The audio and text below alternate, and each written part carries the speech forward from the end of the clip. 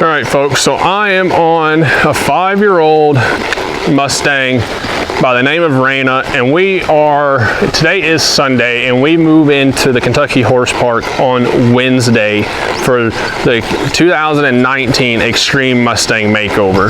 And I know there's a lot of folks, whether you're the youth or the adults, that get into these competitions and wonder what the best kind of strategy is to approach a lot of these events.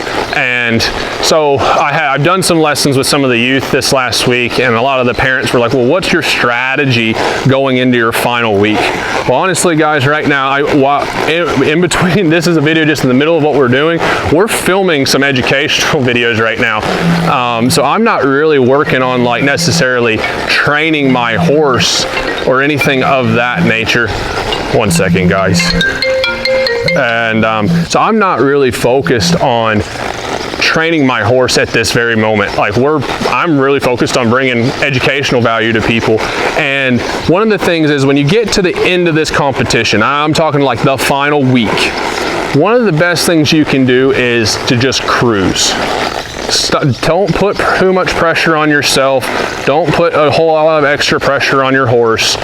Just cruise. You're at where you're at in that final week. You can certainly work on fine-tuning some things and working with your horse on just helping get the finer things a little bit better, but you're not teaching your horse new things, okay? We're not, in this final week, we're building confidence, we're putting miles in, we're helping our horses get settled. We want them to make sure that we know that they know their jobs, and you know, up to this point, it was our responsibility to really get them ready by this point in the competition. When we have a week left or a couple days left, we need to have all those requirements, those general requirements knocked out. One of the best things I think when you can do for your horse is just to stay steady, and that even goes into what do you need to do that last final week.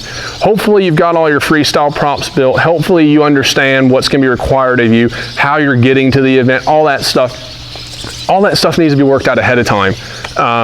This last week doesn't need to be super stressful for you or your horse. It's already going to be intense enough knowing you're going into a competition with a lot of other great horsemen and women, regardless of if you're in the adults or the youth sections. But the best thing I think is that we need to have already done our prep work during the first couple weeks of this competition, you know, during the first 110 days of the competition. And now this last week, you need to stay steady. You just need to cruise with your horse. You need to enjoy the last week together. You need to be proud of what you've done. You need to understand, play to your strengths. Understand where your horse is really good at, and understand where your weak spots might be and how that might affect in the show ring. And then make sure that when you get to the show that you play to your strengths and understand that you're going to have your weak spots. We all do, and things happen. It's a horse show, right? But during the last week, guys, I'd just really like to encourage you, don't go changing a lot. Don't try to teach a bunch of new things and put a bunch of pressure on your horses.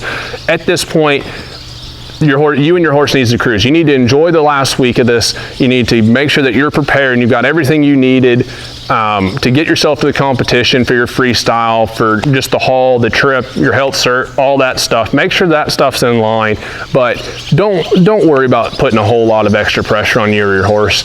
You're at where you're at by this point, but that's my strategy at least. I guess we'll find out this weekend if it was the right strategy, if it was something that worked out.